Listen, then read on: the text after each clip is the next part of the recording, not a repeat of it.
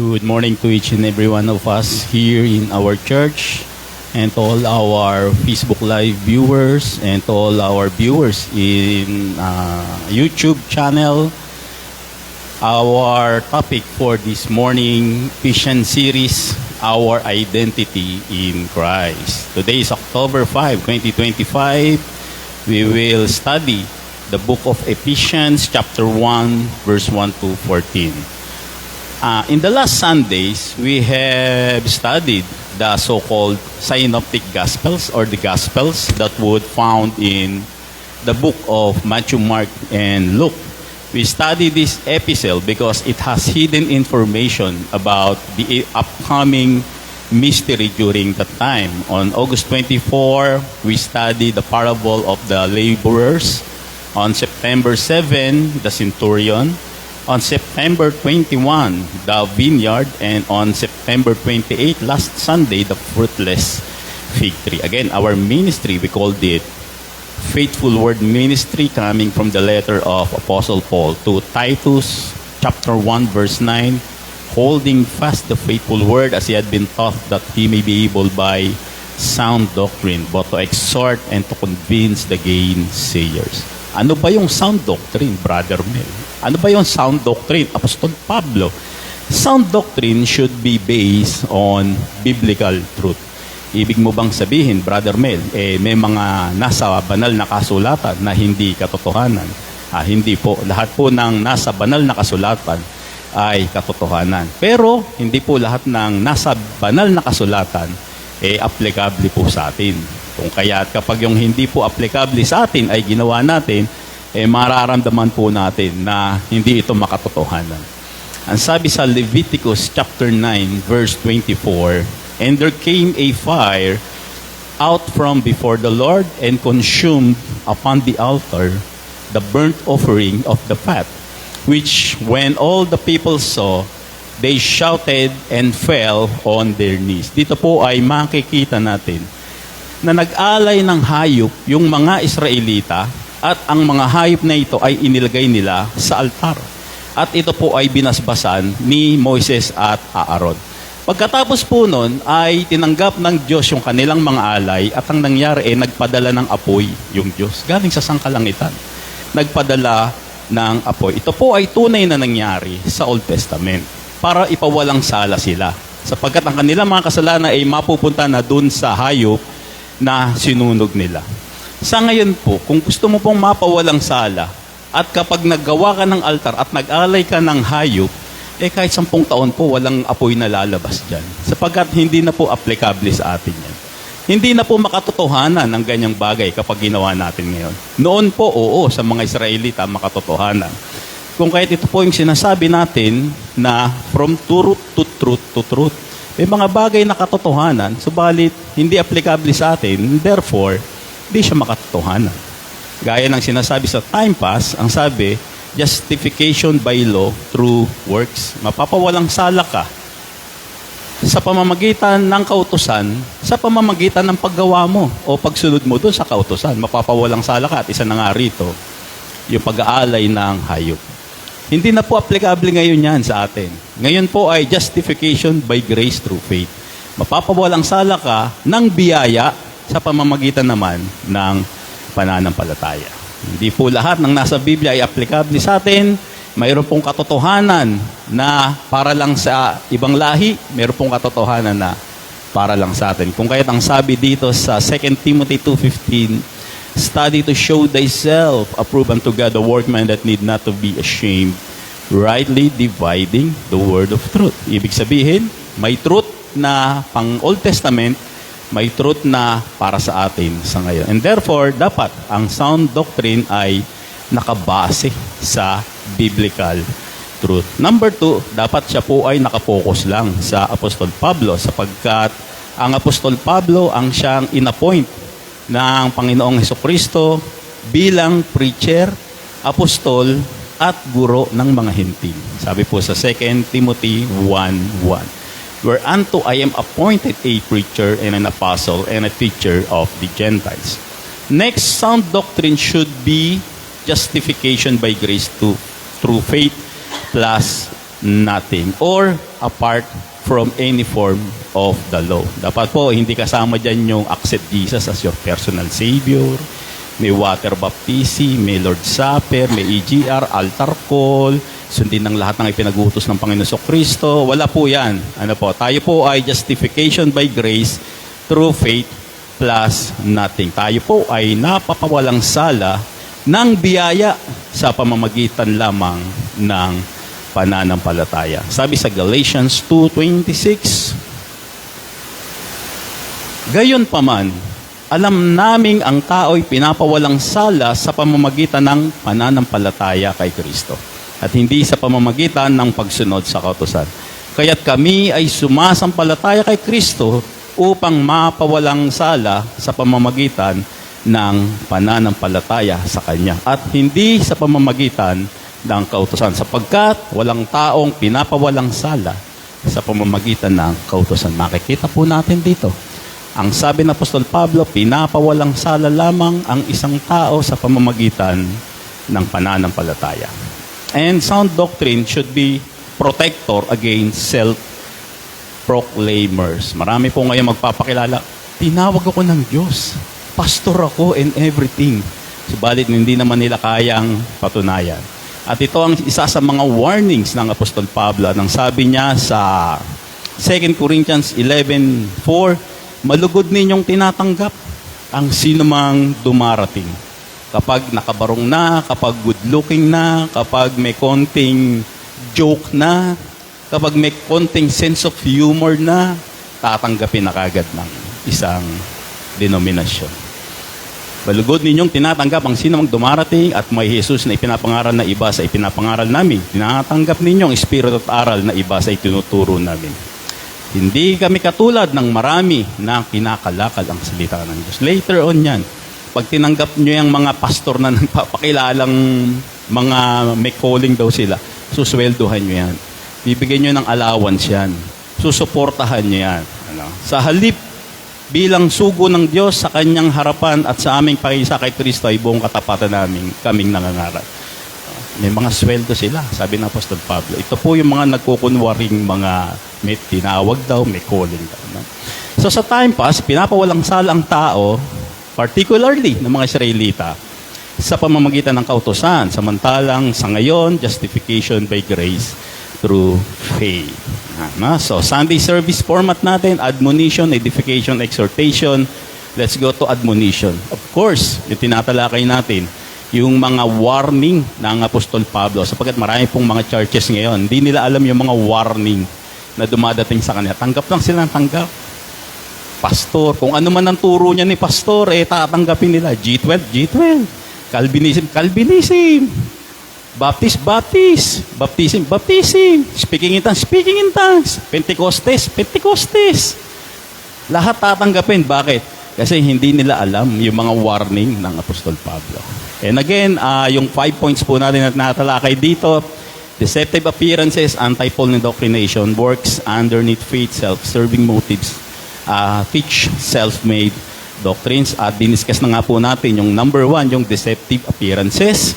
Magpapakilala po yan, presentable looks, impressive behavior, and meron niya mga personal entitlement. Ako po ay tinawag ng Diyos. Ako po ay may calling, mga ganon. Ano po?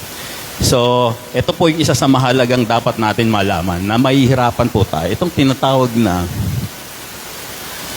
paawa effect. Ito, mahirap lang po ako. Lumaki po akong yung mga ganyan. No? Actually, mas maraming pastor na ganito ngayon, yung mga paawa effect. Tayo naman, maawain naman. Pero kung wala ka na sa tamang doktrina, ibang usapan na yon. Okay. So, number 2, anti-Paul indoctrination. At ito nga po yung tinatawag natin na tanggap ba nila yung autoridad ng Apostol Pablo? Tanggap ba nila yung authenticity ng Apostol Pablo maging yung kanyang theolohiya? Na maraming mga pastor, papakilala ng mga pastor, hindi nila tinatanggap to. Sapagkat nasa Matthew, Mark, Luke, and John pa rin sila, nakaila Pedro pa rin sila, and everything. At ito nga po yung works underneath faith na tinatawag. Ang sabi sa Romans 3:28, therefore, we conclude that a man is justified by faith without the deeds of the law. Ang isang tao pinapawalang sala sa pamamagitan lamang ng pananampalataya, hindi kasama yung mga gagawin o yung mga tinatawag na sinasabi ng kautusan. In other words, you are justified by faith alone. Ikaw ay pinawalang sala ng Diyos sa pamamagitan lamang ng iyong pananampalataya. In other words, hindi mo pinaghirapan niyang pagpapawalang sala sa iyo. Ikaw ay idineklara ng Diyos na walang sala sa pamamagitan lamang ng iyong pananampalataya. Amen. Ha? Amen. No? Walang walang gawa, walang good works, walang kung ano-ano tayo dyan. Second, you are justified, not your own efforts. Wala kang ginawa para ikaw ay mapawalang sala. At alam nating lahat yan. Ang sabi sa Isaiah 64:6, lahat tayo naging marumi sa harapan ng Diyos. Ang mabubuting gawa natin, maruruming basahan ang katulad. Nalanta na tayong lahat gaya ng mga dahon.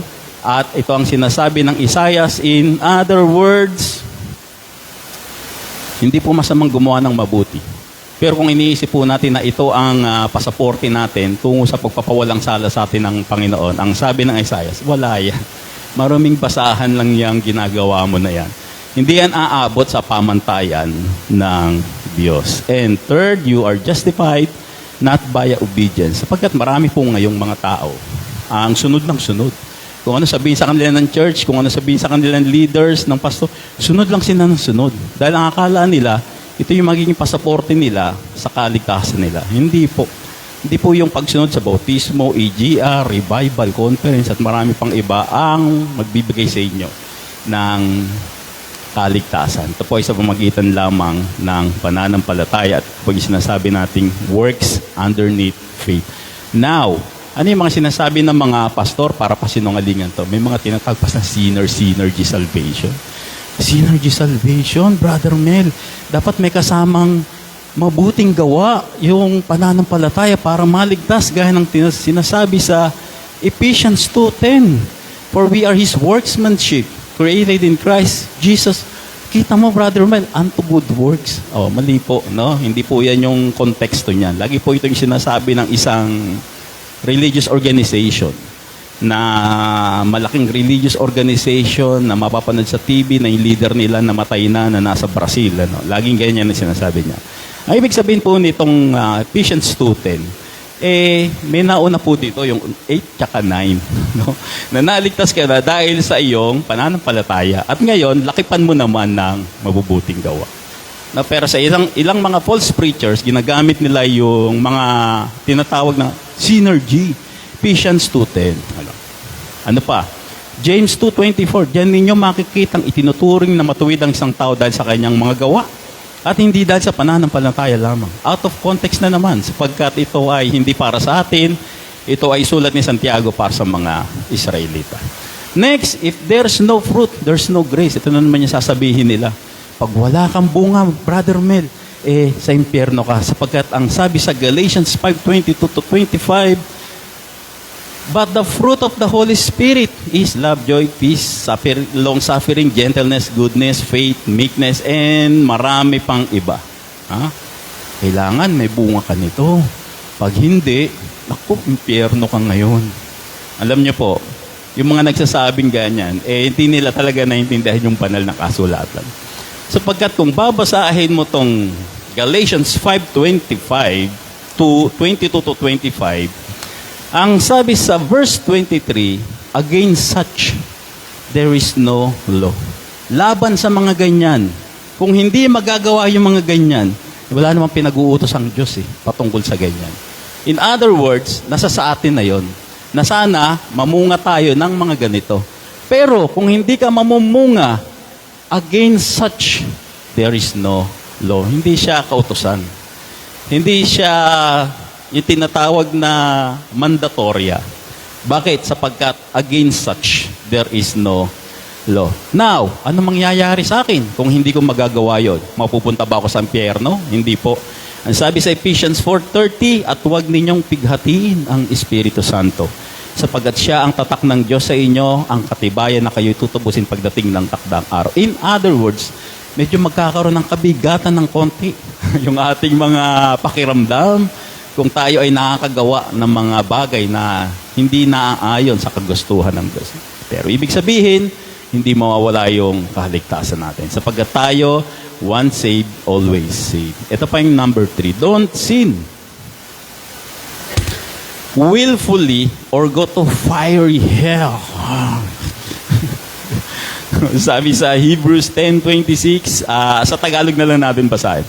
Matapos nating malaman at tanggapin ang katotohanan at sadyain pa rin nating magkakasala, wala nang handog na maiaalay pa para sa ikapagpapatawad ng ating mga kasalanan. Ang naghihintay na lamang sa atin ay ang kakilakilabot na paghukom at ang naglalagablab na apoy na tutupok sa mga kaaway ng Diyos. Biro mo yun. Kapag sinasadya mo raw magkasala, mapupunta ka sa naglalagablab na apoy. Sino bro ba rito yung nagkakasala na hindi niya sinasadya? No? Lahat tayo, sinasadya natin yung pagkakasala. Pero hindi po ibig sabihin ay para sa atin ito. Sapagkat ito po ay hindi itinuturo ng Apostol Pablo, sa pangalan pa lang ng aklat, Hebreyo na. In other words, para sa mga Hebrey, mga bagay na ito. Don't sin willfully or go to fiery hell. At ito po yung mga itinuturo ng mga false preachers at ito po yung warning ng Apostol Pablo. Kung kaya dapat tayo ay nalalaman natin yung mga gantong bagay. Hindi po yung tanggap lang tayo ng tanggap ng kung sino yung dadating dyan. Kung ano sabihin, tama yan, totoo yan, applicable sa atin yan. Hindi po. Dapat po ang ating mga doktrina ay naaayon sa banal na kasulatan, sa makatotohanan ng kaparaanan, naaayon sa doktrina ng Apostol Pablo, at ito po ay sa pananampalataya lamang, walang kasamang gawa. Okay? Let's all stand in the presence of our Lord as we seek His guidance for today's service.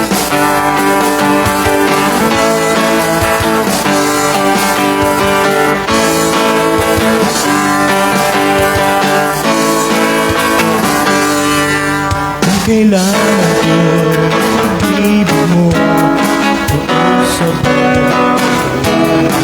Ang kagalakan ko, kalakasan ko, ikaw ang nais ko. Ikaw lamang ang pipiliin, ang pangalan mo dadakilan. Alam sa'yo'y mahahambing, awit ko'y iyong bibig. Kahit ang aking nadama, sa tuwing kapiling ka, ang puso ko'y sumisigla, hanggang sa'yo'y sumasama.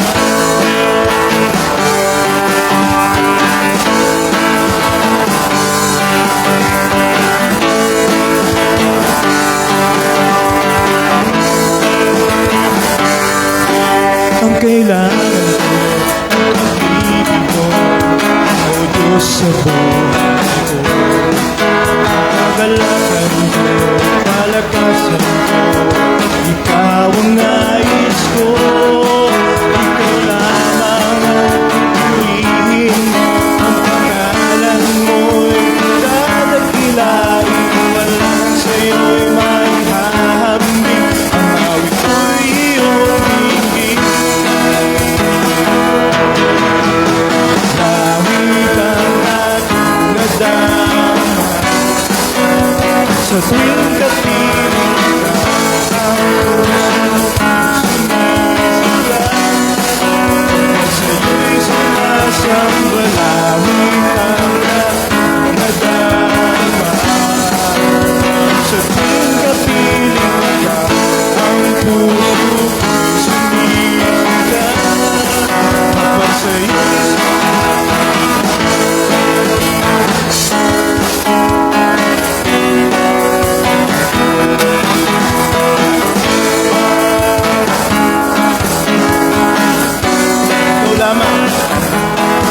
ikaw lamang ang pipiliin, ang pangalan mo'y dadakilain. Walang sa'yo'y maihahambing, awit ko'y iyong bibig.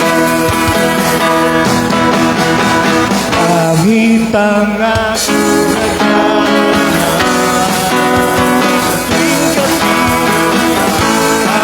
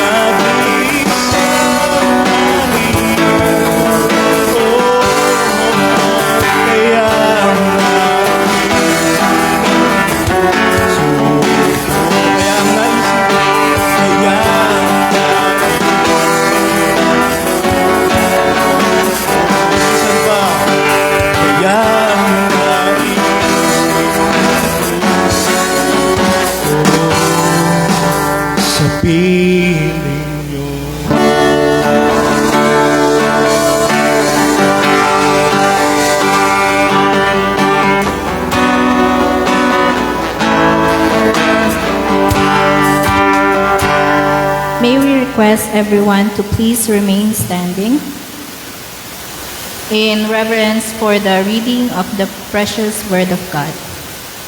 Our scripture reading will be found on the book of Ephesians, chapter 1, verse 1 to 14. Paul, an apostle of Jesus Christ by the will of God, to the saints which are at Ephesus, and to the faithful in Christ Jesus. Grace be to you and peace from God our Father and from the Lord Jesus Christ. Blessed be the God and the Father of our Lord Jesus Christ, who hath blessed us with all spiritual blessings in heavenly places in Christ, according as he hath chosen us in him before the foundation of the world, that we should be holy and without blame before him in love. Having predestinated us unto the adoption of children by Jesus Christ to himself, according to the good pleasure of his will, to the praise of the Lord of his grace, wherein he hath made us accepted in the beloved, in whom we have redemption through his blood, the forgiveness of our sins, according to the riches of his grace, wherein he hath abounded toward us in all wisdom and prudence,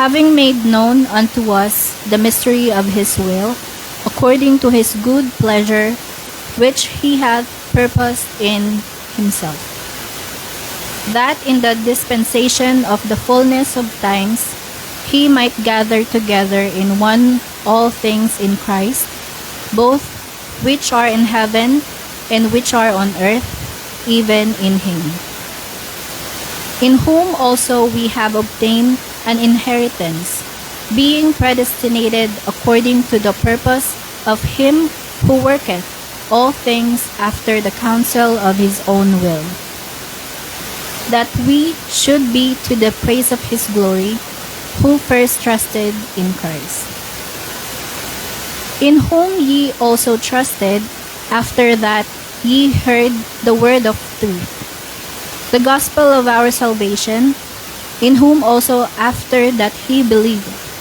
ye were sealed with that Holy Spirit of promise, which is the earnest of our inheritance, until the redemption of the purchased possession, unto the praise of his glory.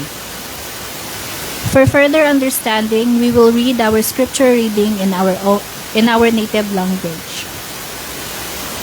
Mula kay Pablo na apostol ni Kristo Jesus, ayon sa kalooban ng Diyos, para sa mga pinabanal na nasa Efeso, at sa mga tapat na sumasampalataya kay Jesucristo. Sumainyo nawa ang kagandahang loob at kapayapaang mula sa Diyos na ating Ama at sa Panginoong Jesucristo. Purihin ng Diyos at Ama ng ating Panginoong Jesucristo, na siyang nagpala sa atin ng lahat ng espiritual na pagpapala na nasa mga lugar ng sangkalangitan kay Kristo, ayon sa pagkakapili niya sa ating na atin na maging kanya bago palikhain ng sanlibutan, upang tayo'y maging banal at walang kapintasan sa harap niya, dahil sa pag-ibig ng Diyos, na siyang nagtalaga sa atin tungo sa pagkakaampon, tungo sa pagiging mga anak niya, sa pamamagitan ni Jesucristo, ayon sa kanyang mabuting layunin at kalooban. Sa gayon ay papurihan ang kaluwalhatian ng kanyang biyaya, nang tanggapin tayo sa pamamagitan ng kanyang minamahal na anak. Nasa kanya'y may katubusan tayo sa pamamagitan ng kanyang dugo, ang pagpapatawad sa ating mga kasalanan, ayon sa kasaganahan ng kanyang biyaya, na ibinuhos niya sa atin, ayon sa kanyang karunungan at kaalaman, na ipinaunawa sa atin ang hiwaga ng kanyang kalooban, ayon sa kanyang mabuting layunin sa pamamagitan ng kanyang sarili, na sa pagdating ng panahon na ipinahintulot ang kapunuan ng kapanahunan ay tipunin ang lahat ng nilikha kay Kristo sa langit at sa lupa, maging ang nasa sa Kanya. Sa Kanya rin naman ay nakamit natin ang pamana bilang mga itinakda ayon sa Kanyang layunin na siyang bilang gumagawa sa lahat ng bagay ayon sa layunin ng Kanyang kalooban. Na kami ang siyang marapat sa pagpupuri ng Kanyang kaluwalhatian, na mga naunang umasa kay Kristo. Nasa Kanya kayo'y nananalig, matapos ninyong marinig ang salita ng katotohanan, ang ebanghelyo ng Kanyang kaligtasan. Sa Kanya rin na matapos kayong sumampalataya, ay ipinagkaloob ang pinangakong Espiritu Santo bilang tatak ng pagkahirang sa inyo, na siyang kasiguruhan ng ating minana hanggang sa dumating ang katubusan natin mula sa biniling pag-aari. At sa gayon ay pupurihin ang Kanyang kaluwalhatian. God bless the reading of His Word. Everyone may now. Maraming salamat sa ating mga tagapagpaawit, maging sa pagkakabasa ng salita ng Diyos na kay Ate Darling. Okay, we'll go now to our edification. Ephesians series, chapter 1, verse 1 to 14, entitled, Our Identity in Christ. Tapos na po yung ating synoptic gospel, na napakadali lang, ano po. Ito po medyo challenging ng konti, ano po. Kaya't mas magandang pag-aralan, mainam na pag-aralan, mas nakakapagpalalim ng ating mga buhay espiritual. Chapter 1, verse 1, mula kay Pablo na apostol ni Kristo Jesus, ayon sa kalooban ng Diyos, para sa mga pinabanal na nasa Efeso, at sa mga tapat na sumasampalataya kay Kristo Jesus. So may binabati dito ang apostol Pablo. Ang sabi, yaong mga pinabanal o yung mga saints. So sino ba yung pinabanal? Of course, yung mga righteous na sa harapan ng Diyos. At sino itong mga righteous? Siyempre, yung mga sumampalataya sa death, burial, and resurrection ng Panginoong Jesucristo. So, tayo po ito na pinabanal. Nga lang, wala sa itsura natin, ano? Tsaka sa mga ginagawa natin, yung salitang pinabanal. Pero, in reality po, tayo po ay pinabanal. No? At sino pa? Yung mga tapat na sumasampalataya daw kay Jesus. So, dalawang bagay siya. Pinabanal, espiritual. Espiritual yung pinabanal. Yung mga sumasampalataya na nagtatapat, yung mga pagkatapos mong maligtas, sumampalataya sa Panginoong Hesus sa paggawa ng tama. Ha? Dahil nalalamang pinabanal ka na, gumagawa ka na ng tama nga. So, ang sinasabi ng Apostol Pablo rito, yung mga pinabanal na inaasahan ko na gumagawa na ng tama, yun yung binabati ko. Sapagkat kung pinabanal na tayo, hindi natin sasabihin sa ating sarili, pinabanal na pala ako kahit pala gumawa ako ng kasalanan, okay lang hindi po ganon. Ito po ang sinasabi ng Apostol Pablo. Sumain nyo nawa ang kagandahang loob at kapayapaang mula sa Diyos na ating Ama at sa Panginoong Jesucristo. So, grace and peace na lagi nating binabati sa bawat isa sa atin. Grace and peace sa inyo, sabi ng Apostol Pablo. Purihin ang Diyos at Ama ng ating Panginoong Jesucristo, na siyang nagpapala sa atin ng lahat ng espiritual na pagpapala na nasa mga lugar ng sangkalangitan kay Kristo. Kapag ako ay nasa isang lugar, na ang kasamahan ko po ay mga denominasyon, mga mixed gospel, siyempre pa nagkukwentuhan kami. Minsan nagkakabatid, ang ganda naman ng relo mo, Kaglo. Ito, blessing sa akin to ni Lord. Ganun ang mga sagot nila, Ang ganda naman ng cellphone mo, Ate Ligaya. Ito, naku, blessing sa akin to ni Lord. Yan po yung tinuturo sa atin, sa kanila, ng mga denominasyon. Na yung blessing ng Panginoon ay material, pinansyal, at yung mga bagay na nakikita. Subalit dito, ang sinasabi ng Apostol Pablo, na siyang nagpapala sa atin ng lahat ng mga spiritual na pagpapala. Spiritual blessing yung sinasabi ng Apostol Pablo rito. Hindi yung, uy, ang ganda ng blouse mo. Ay, ito blessing sa akin to eh. Ganun, hindi ganon, ano. Pero sa denominasyon, laging ganon ang blessing nila. Ano man ang dumating sa kanila na bago o ikinatuwa nila, tinuturing nila na blessing yon. Subalit dito sa pag-aaralan natin, o pinag-aaralan natin, ang sinasabing blessing dito ay yung tinatawag na spiritual blessing. Spiritual blessing. Asan ba tong spiritual blessing, Apostol Pablo? Na nasa mga lugar ng sangkalangitan kay Kristo. So may lokasyon daw itong spiritual blessing natin. Nasa sangkalangitan. So yung spiritual blessing na sinasabi dito, hindi natin makikita dito sa sanlibutan. Sapagat siya raw ay nasa sangkalangitan. Pero kapag nandito tayo sa mundong ito, pagkaharap mo yung mga tao, blessing daw, may blessing kami ngayon. Ipapabless ko nga yung bahay ng pusa ko eh. No? Kasi may bagong bili akong bahay ng pusa, no? Lahat na lang blessing, lahat na lang ng dadating sa buhay ng isang tao dito, blessing. Material, property, financial, lahat blessing. So, bali dito sinasabi ng Apostol Pablo, kayo, may blessing kayo. Espiritual, hindi dito. At nakalagay siya sa sangkalangitan. Sinasabi dito. At ito po yung tinatawag nating identity natin sa Panginoon Jesucristo. Our identity in Christ. Ang sinasabi dito ng Apostol Pablo, meron daw tayong blessing na nasa sangkalangitan. Na kung tawagin daw ay spiritual blessing. So again, hindi natin makikita dito yung blessing ng Diyos. Kung ang pag-uusapan natin, pagpapala ng Diyos. Sapagkat ang sinasabi dito sa ating tinatalakay, ang pagpapala ng Diyos ay spiritual. Bakit? Sapagkat mahirap yung blessing dito. Kapag si Kuya Jerry nakabili ng SUV, at si Ate Norma nakabili lang ng sidecar, pareho silang may blessing.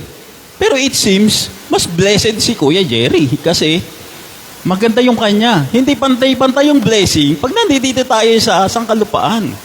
At maiisip natin, parang unfair yata yung Diyos. Ibig sabihin ba, mas matapat tong isa sa Diyos kaysa sa akin? Lahat na nga ng ministry, inatinang ko na. Ganun pa rin.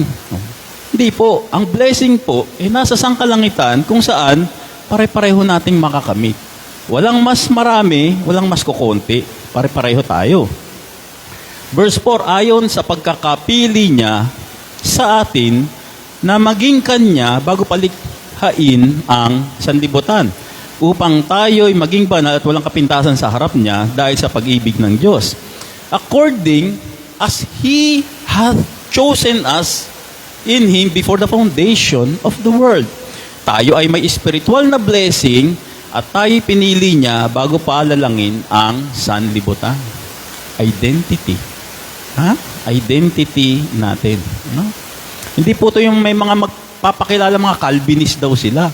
Wala kang ginawa, napili ka ng Diyos. Ganun talaga. Hindi siya napili, ganun talaga. Hindi po. No? Tayo po, kung bakit tayo chosen before the foundation of the world sapagkat nakita ng Panginoon na darating ang panahon, hindi pa nilalalang ang mundo, itong Dalia Peñones na to, mananampalataya sa death, burial, resurrection. Itong Norma na to, mananampalataya. Itong Minda na to. No? Kaya, nakikita ko yung future, ngayon pa lang, pipiliin na kita bago ko palalangin ang sanlibutan. We're chosen before the foundation of the world. That we should be holy and without blame before Him in love. That we should be holy and without blame before Him. Hindi po ito ginawa natin. Kaya tayo naging holy. Kaya tayo naging blameless. Ito po ay ginawa ng Diyos, idineclare po sa atin sapagkat tayo po ay nanampalataya sa death, burial, and resurrection. ng Panginoong Hesukristo. Verse 5, na siyang nagtalaga sa atin tungo sa pagkakaampon, tungo sa pagiging mga anak niya sa pamamagitan ni Hesukristo ayon sa kanyang mabuting layunin at kalooban. Ito yung pangatlo, chosen before the foundation of the world, predestined upon adoption. Upon adoption, at unto adoption, tapos may kasunod po, unto children. Ampon na naging anak. Marami po ngayon na, let's say for example, no, hindi ko alam yung si David Bonifax. Kilala ba natin yung si David Bonifax? Hindi, maraming hindi nakakilala. Di yata sikat eh, no? Si ano na lang, si Aubrey Miles na lang. Yan, no? Si Aubrey Miles, yan, no? Yan, si Aubrey Miles, yan. Si Aubrey Miles ay mayroon siyang anak sa pagkadalaga. At pagkatapos, may napangasawa siya. Sino yung napangasawa? Yan, si Troy Montero. Okay, na? And then, nagkaroon sila ng anak, biological. So, anak ni Troy Montero, yung anak nila ngayon, ni Aubrey Miles. Ngayon, may anak sa pagkadalaga, si Aubrey Miles, yung napakagandang artista. Ang ginawa ni Troy Montero, inampun niya na yung anak. Inampun niya na yung anak. Later on, nagpetition siya na yung apelido niya gamitin na nung anak. Adoption unto children. Ngayon, hindi na kita ampon.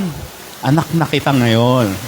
Anak na kita ngayon. Ito yung sinasabi dito sa binasa natin, na siyang nagtalaga sa atin tungo sa pagkakaampon, tungo sa pagiging anak.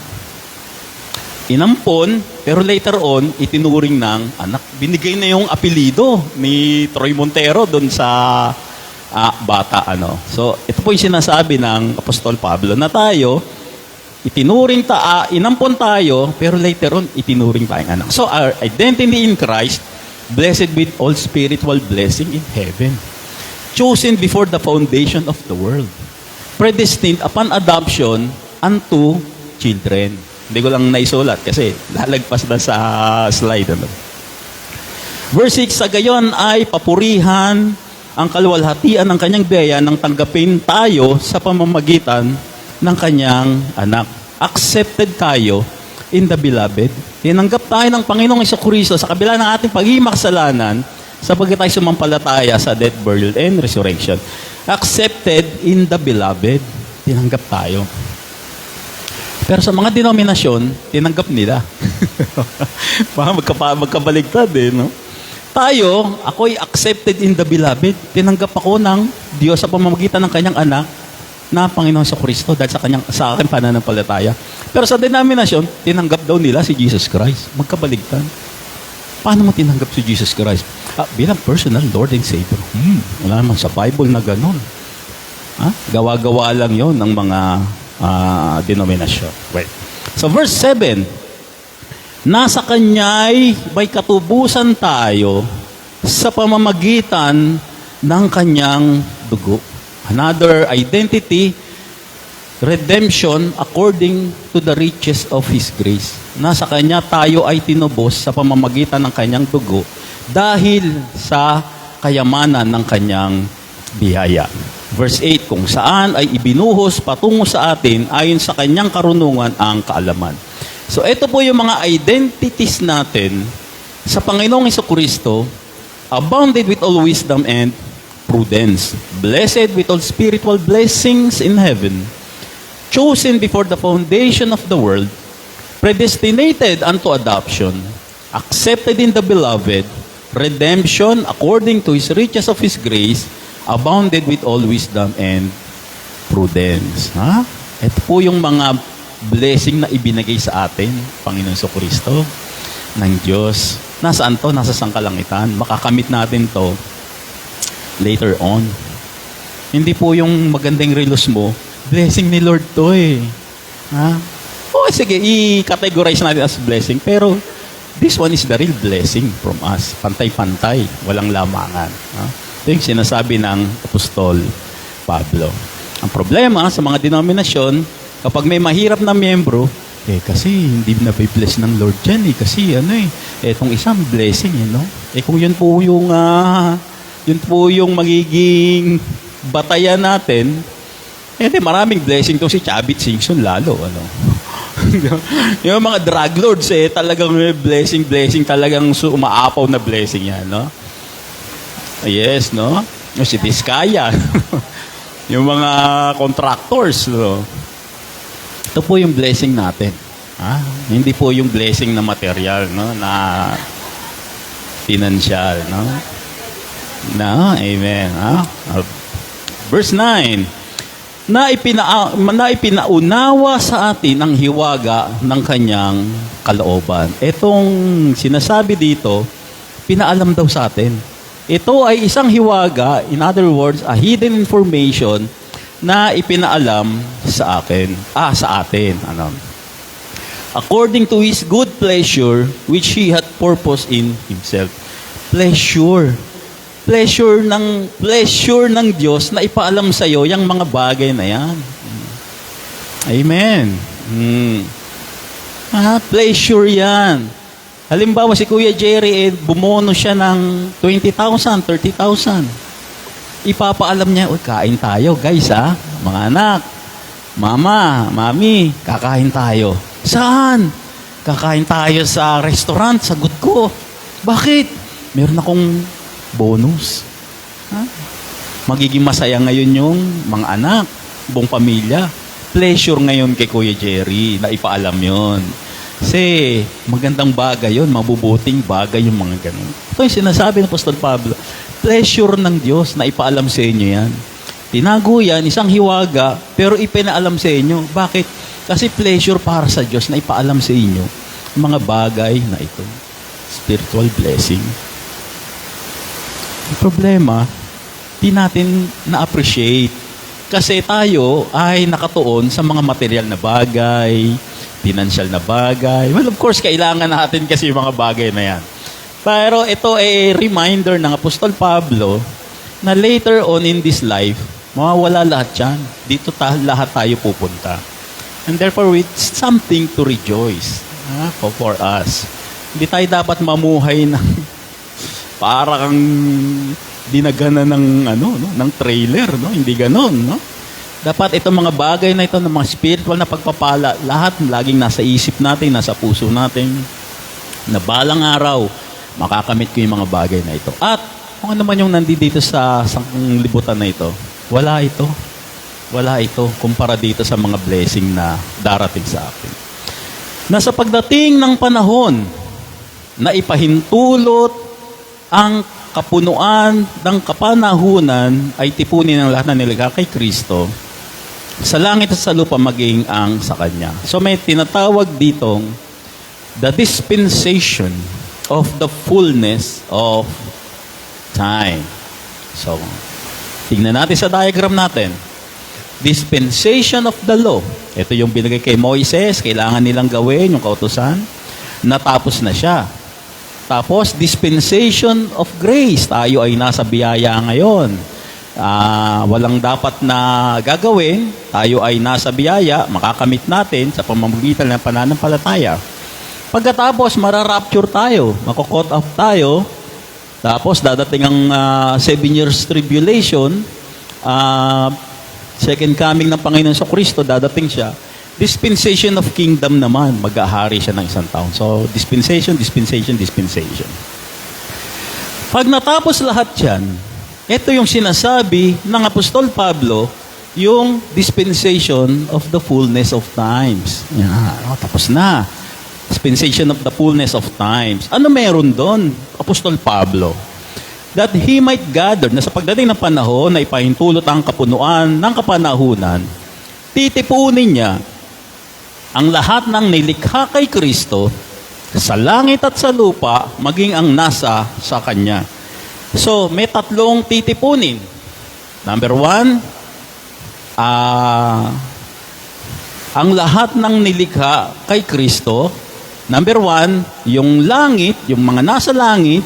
Number 2, yung mga nasa lupa. Number 3, yung nasa sa Kanya. Okay. No? So, fullness of time, Titipunin daw ito, gather all in one, in heaven, of course, yung mga angels, yung mga angelic being. Iba po yung angel sa, sa cherubim, no? Magkakaiba sila, no? Later on, no? Pag-aralan natin, no? Angels and cherubims, no? Magkaiba siya. So, nasa langit, in earth, yung mga nasa lupa, tao, hayop, kung sino man yung mga nasa earth na yan, and in Him. Ibig sabihin ng in Him, in Christ. Tayo ngayon yun. Iba yung category natin. Titipunin daw lahat ito in the fullness of time. Medyo malalim na pag-aaral to, pero hopefully, madaanan natin itong dispensation of the fullness of time.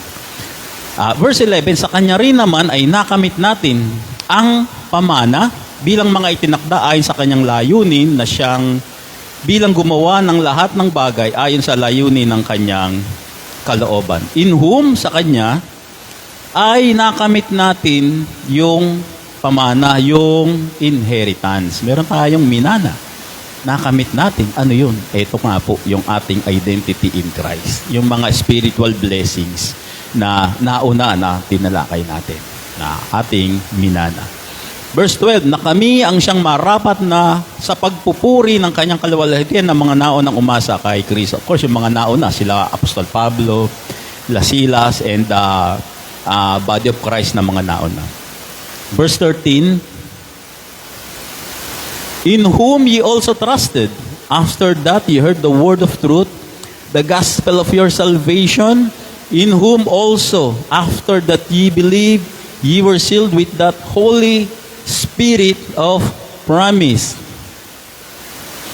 Nasa Kanya kayo'y nanalig, matapos ninyong marinig ang salita ng katotohanan, ang ebanghelyo ng inyong kaligtasan, sa Kanya rin na matapos kayong sumampalataya ay pinagkaloob ang ipinangakong Espiritu Santo bilang tatak ng pagkakahirang sa inyo. Now, ito po yung isa sa mga lagi nating binabasang berso na napaka-ganda. Sapagkat ito po ay may kinalaman sa ating biyaya o grace. No? Now, Ephesians 1:13, take a look at this one. No? Medyo importante itong tatakayin natin. No? Kailan nyo nakamit yung pamana? Yung pamana, yung ito. Yan, no? Kailan natin nakamit ito? Ang tanong dito. Kailan natin nakamit ito? Ito yan, yung mga spiritual blessing na yan. No? Kailan natin nakamit ito? Nasa Kanya kayo'y nanalig, nasa Kanya kayo'y nanalog, in whom ye also trusted. So, manonotice natin, Ito, listen guys, listen. Manonotice natin dito na may pananaligan ka raw. May itatrust ka, may pananaligan ka raw. No? May mananalig ka raw, mananalig itong si tao. Now, ano yung pananaligan mo, tao? No? Ano yung pananaligan mo? After that ye heard the word of truth. Matapos daw marinig yung katotohanan, may narinig ka raw. May narinig ka na pananaligan mo, na pinananaligan mo. Ano yung narinig mo? Yung salita ng katotohanan. May problema dito. Sapagkat maraming nananalig ngayon ng mga denominasyon na hindi naman salita ng katotohanan. John 3:16, John 1:12, 1 John 1:9, at marami pang iba. Pinananaligan nila yon. Accept Jesus as your personal Savior. ABC, accept that you're a sinner. B, believe in Jesus Christ. ABC, C, confess that you are. Mga ganun, no? May IBs. May mga EEE pa, evangelism, explosion, everything. Ang daming nanalig doon. Hindi siya salita ng katotohanan. Yun ang problema ngayon. No? Ang sabi dito, nanalig kayo nung narinig din yung salita ng katotohanan. Tayo, nanalig tayo nang narinig natin yung salita ng katotohanan. Kay Apostol Pablo. Pero marami ngayon, nalig sila ng nalig, hindi naman salita ng katotohanan. Yung kanilang pinananaligan. Kaya ito, masabi natin, medyo importante ito. When did I inherit the spiritual blessing? Kailan ako nagkaroon ng spiritual blessing, Pablo? When you trusted, when heard the word of truth. Nung nanalig ka, nung narinig mo yung salita ng katotohanan. But again, marami ngayong denominasyon, wala sila sa salita ng katotohanan. Bakit sila nananalig? Maraming faktor. Binubugbog sila sa ministry. Binubugbog sila sa mga seminar. Binubugbog sila sa mga emotions. Binubugbog sila, tama yung ginagawa mo na yan. Ganito, ganon. Tradisyon, may mga tradisyon sila. Lord Supper, every first Sunday, dapat nakabarong, ganito, ganon. May family san, maraming ganon. Kaya ngayon, nawawala na sila sa salita ng katotohanan. Napupunta na sila sa tradisyon. May statement of faith and everything. No? Upon hearing the gospel of your salvation. The problem is, yung narinig nila mula sa pastor, hindi naman siya gospel of salvation. For God so loved the world. Anong gospel of salvation dun? Wala namang gospel of salvation dun. Pagkatapos ng for God so loved the world, papabautismo ka. Discipleship training ka. At marami pang iba. Mag-statement of faith ka in everything. Walang gospel of salvation na nangyayari dito sa mga churches. Hindi kagaya natin, alam natin kung ano yung gospel of salvation.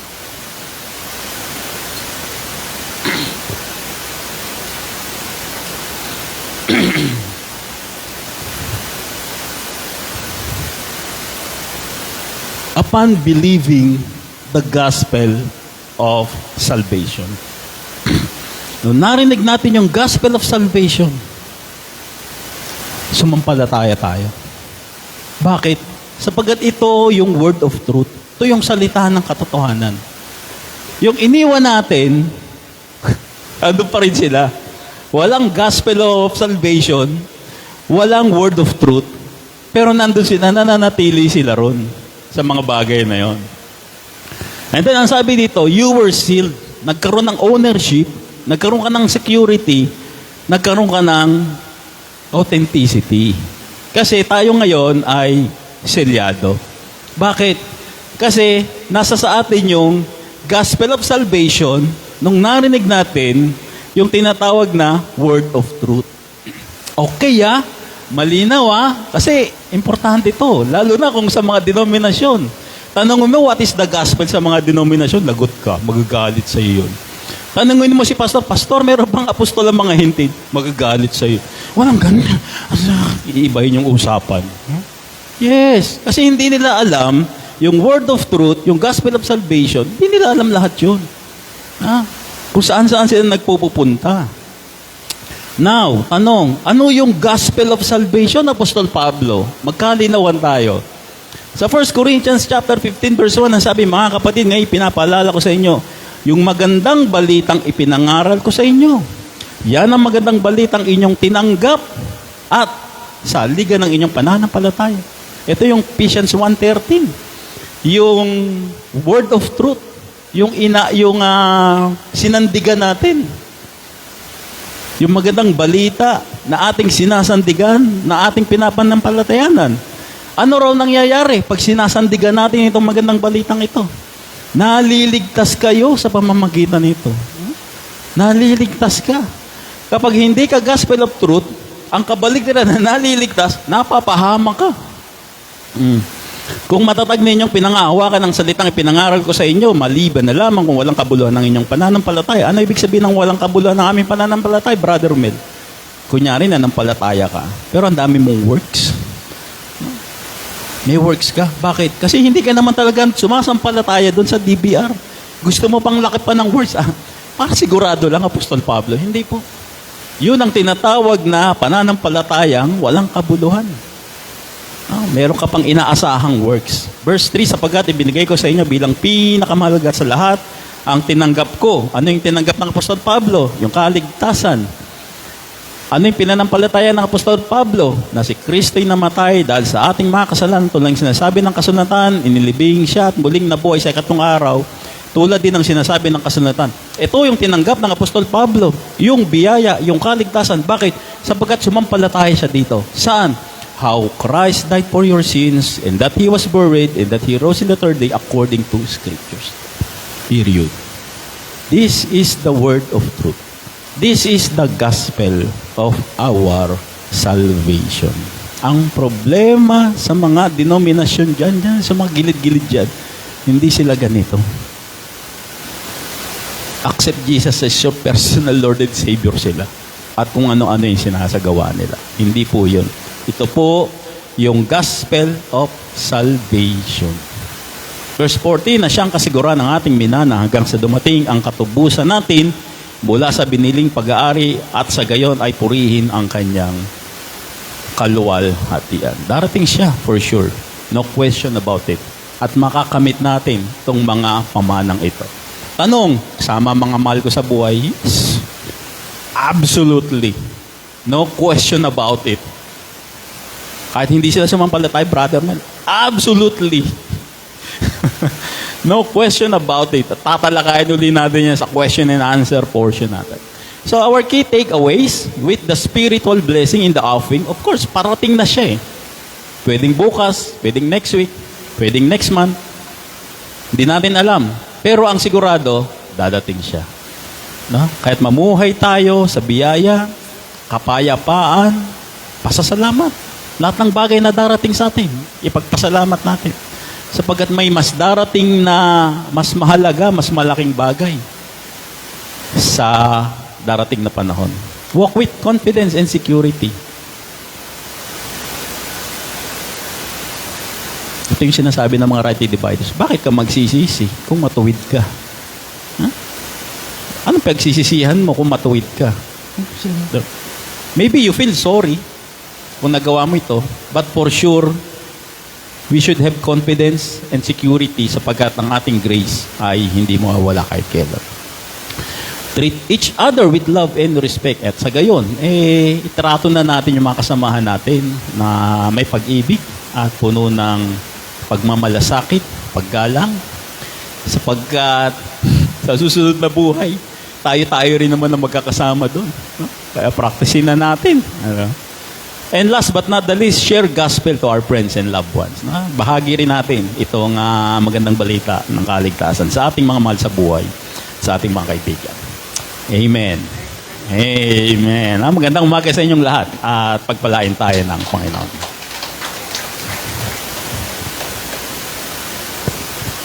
Tawagin natin yung ating magbibigay ng isang tanging bilang. Lang iba kundi si Kuya Jerry Payne. Tayo po ay bagong nilalang.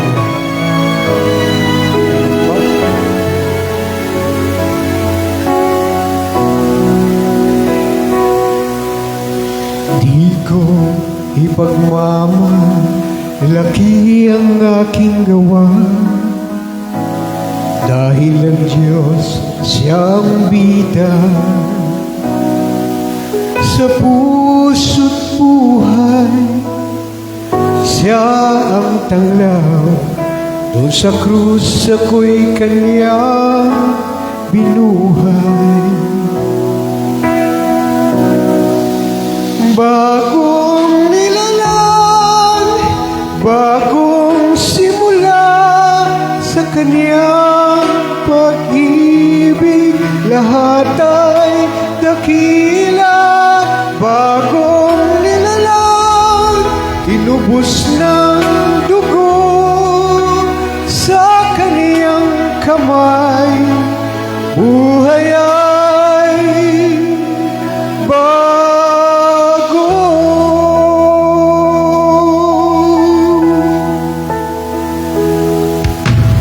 Hindi na kami tulad ng dati. Ang lumang ako ay iniwan na. Ang pagkatao ko ay binago niya. Kristo'y buhay sa aking kaluluwa.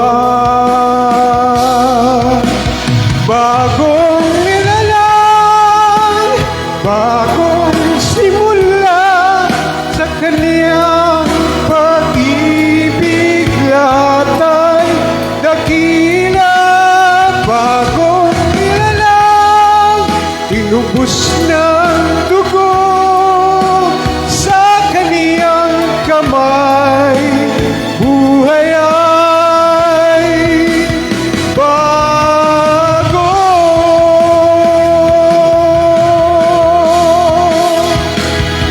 Siya lang ang tulay sa Diyos Ama. Siya ang sagot sa bawat tanong. Sa Kaniya lamang tunay ang dahilan. Dahil sa krus niya ako ay nabuhay na. Bagong nilalang, bagong simula sa kaniyang pag-ibig lahat ay dakila. Bagong nilalang, inubos ng dugo sa kaniyang kamay. Buhay ay bago.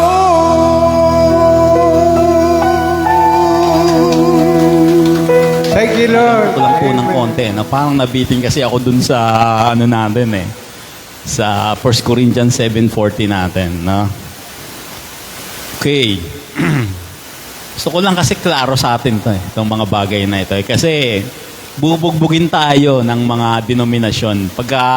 Pagkatapos nito, bubugbugin tayo ng mga denominasyon. Kasi ayaw nilang maligtas yung mga mahal nila sa buhay.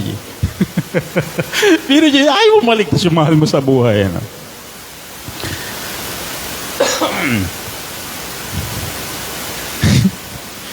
First Corinthians 7:14, sapagkat ang lalaking hindi sumasampalataya, walang faith at all, pinabanal daw siya. Pinabanal daw siya. Bakit? Sapagkat sa pamamagitan ng kanyang asawa na sumasampalataya. Sapagkat ang lalaking hindi sumasampalataya, pinabanal ng Diyos sa pamamagitan ng kanyang asawa. At ang babaeng hindi sumasampalataya ay pinabanal ng Diyos sa pamamagitan ng kanyang asawa. Kung hindi gayon, ay magiging marumi sa paningin ng Diyos ang kanilang mga anak. Ngunit ang totoo, ang mga ito ay pinabanal ng Diyos. Ha? Malinaw siya, ha? Period siya. Kaya lang, mangyayari dito, aatakihin ng mga false preachers to. Gagawa nila ng paraan ito para hindi magmukhang totoo. Ganyan yung mga pastor na yan. Minawarningan ko na yung bawat isa sa atin, no? Maging sa Facebook Live viewers, no? Guguluhin tayo nitong mga tinatawag na false preachers na to. Hindi lang yung denominasyon. Maging yung mga tinatawag din nating mga rightly dividers. Nakakalungkot sapagkat magpapakilala silang rightly dividers, pero kontra sila sa aral ng Apostol Pablo. Tanggap ko kung mixed gospel ka, kung denomination ka lang, walang problema Pero yung magpakilala kang RD kami, Pauline doctrine kami, tagasunod kami ng Apostol Pablo.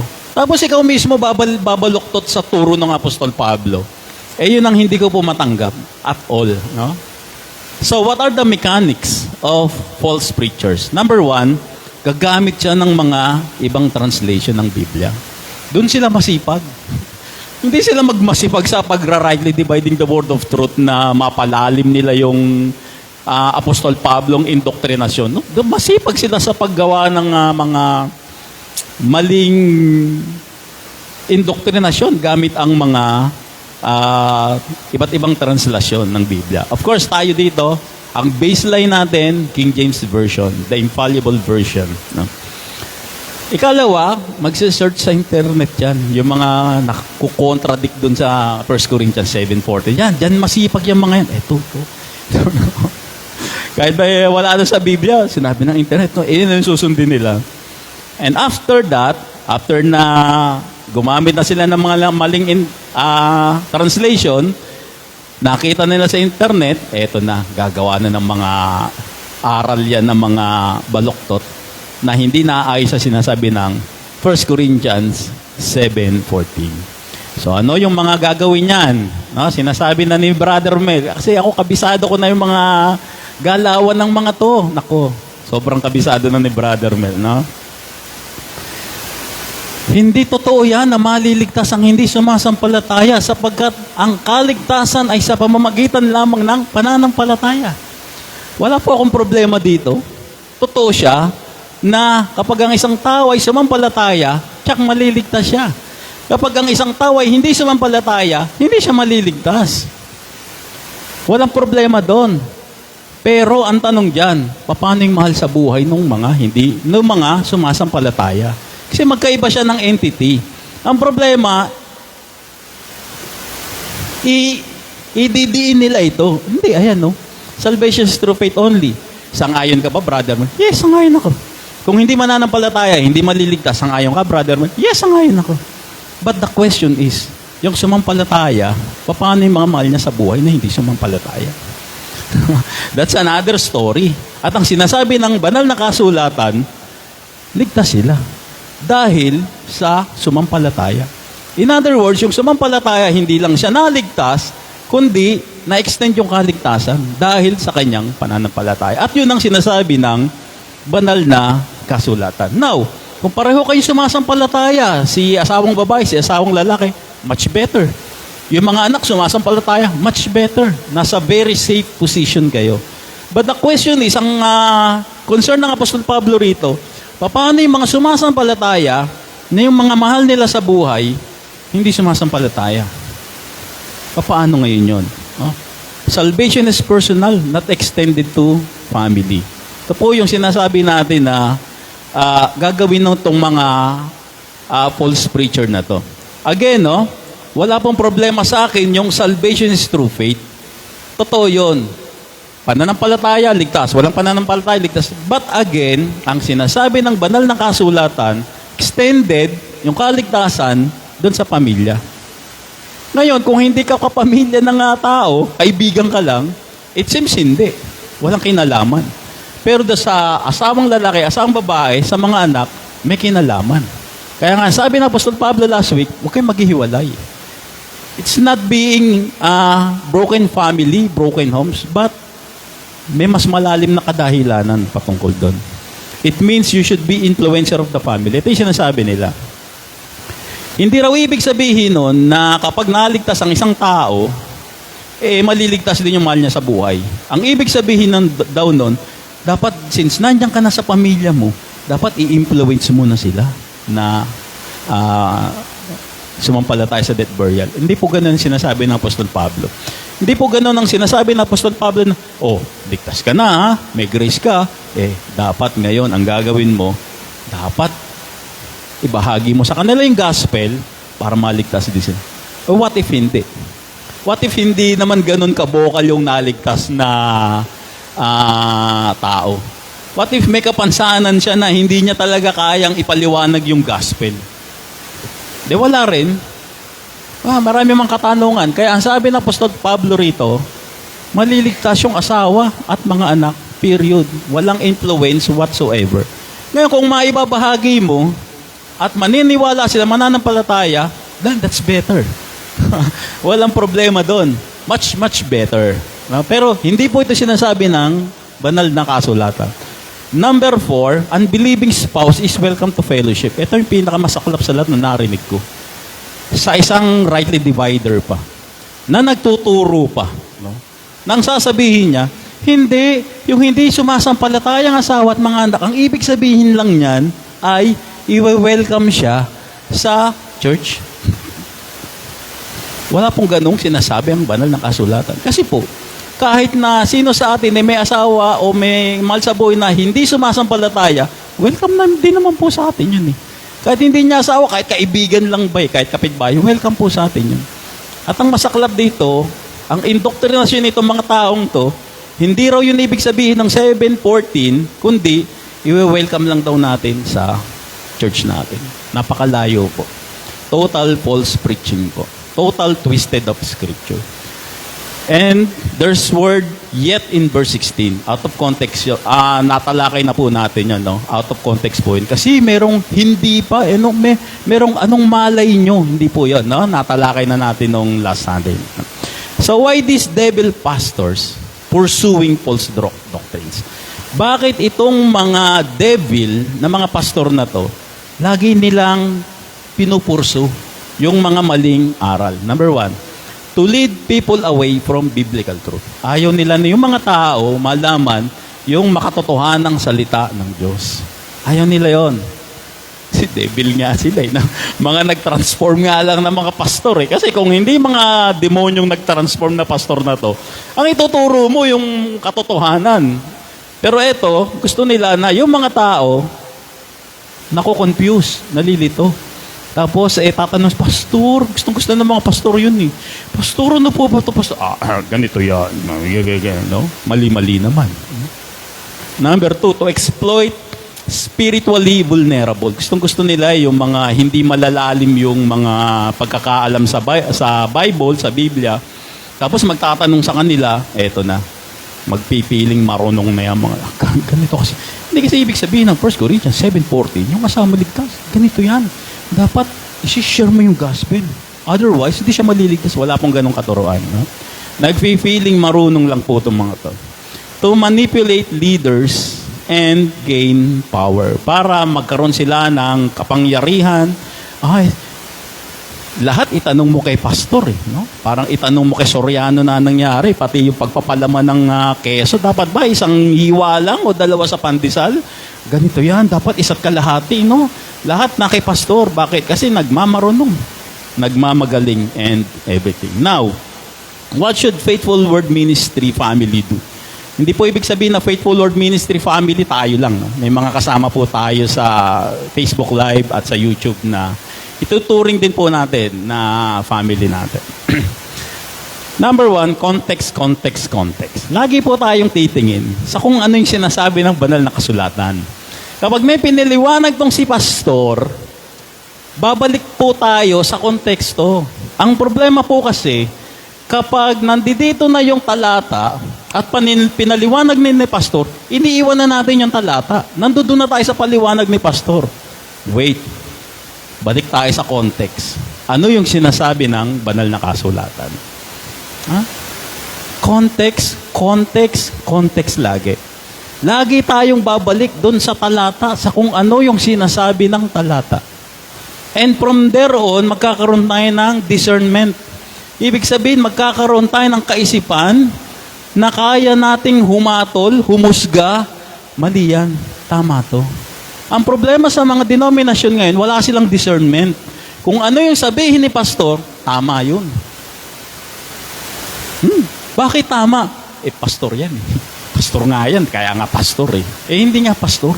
Papakilalang pastor lang. Tanungin mo siya paano siya naging pastor. Hindi niya rin alam kung paano siya naging pastor.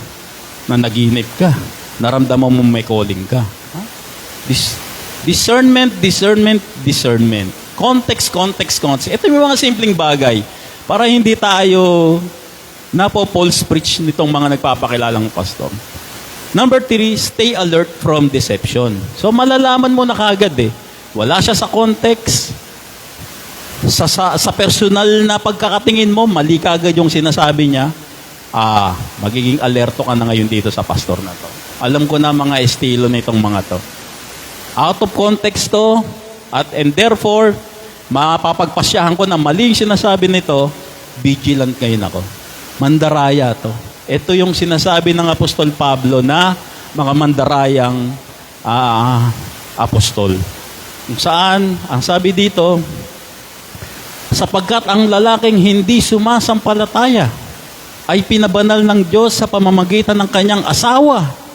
At ang babaeng hindi sumasampalataya ay pinabanal ng Diyos sa pamamagitan ng kanyang asawa. Kung hindi gayon ay magiging marumi sa paningin ng Diyos ang kanilang mga anak. Ngunit ang totoo, ang mga ito'y pinabanal ng Diyos. Sa English, ang sabi, for the unbelieving husband is sanctified by the wife, and the unbelieving wife is sanctified by the husband. Elsewhere, your children unclean, but now they are holy. Period. Walang if and buts, walang ibang paliwanag, walang i-contextualize natin, walang ganon. Period siya. And then, ang sabi ng Apostol Pablo sa Acts 16:31, para patunayan niya, and they said, believe on the Lord Jesus Christ, and thou shalt be saved and thy house. Sumagot si Pablo at si Silas, ito yung nasa kulungan sila. Sabi niya sa jailer, yung jailer, Romano siya, Hentil siya, hindi kagaya nung tinuturo na naman ng iba dyan na Hudyo raw yun. No?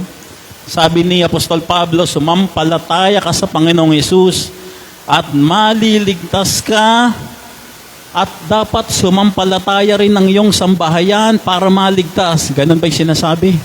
Hindi. Ang sabi dito ng Apostol Pablo, sumagot naman sila, sumampalataya ka sa Panginoong Hesus, maliligtas ka.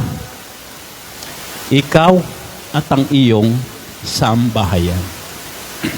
Period. Tapos ang kwento. Nagko-complement siya dito. Sa 1 Corinthians 7:14. Ko-complement siya. Steady siya. Walang contradiction dito. Pero sasabihin ng mga dinamis, hindi, kasi ganito yan, Brother Mel. Kasi pagkatapos niyan, pumunta si Pablo at si Silas sa bahay ni jailer, saka lang inano yung word of God. Yes, totoo. Pero yung pagpunta ni Pablo ron, tsaka ni Silas, hindi naman para ibalita yung magandang balita. Para linisin yung mga sugat nila. At dahil nandun na, siyempre si jailer, wala namang alam sa ebanghelyo, ibinalita na nila Pablo. Pero, with regards to that, kung hindi mangyayari yun, yung pagsishare ng gospel, yung paglilinis ng mga sugat, ligtas. Kasi sabi ni Pablo, bago pa mangyari yun, pag sumampalataya ka, ikaw, pati yung sambahayan mo, ligtas. Complement siya dito. Parehong-pareho ang Apostol Pablo. Pero tong mga false preacher na to, iba yung katwiran nila rito, iibahin na naman nila yung katwiran dito. Magkakagulo-gulo na sila. Bakit? Ayaw nila nung ganyan. Gusto nila hindi ligtas yung ano mo, yung mahal mo sa buhay. Gusto nila sila lang ligtas. For whatsoever reason, di ko rin gets yung mga ganon. So according to the Word of God, there is only one way to be saved. Isa lang. Faith in the finished work of Jesus Christ. Yun lang. Pero, yung faith na yon, tatawid sa iyong mga mahal sa buhay. Yun ang sinasabi ng banal na kasulatan. Yes, pag wala kang faith, hindi ka maliligtas.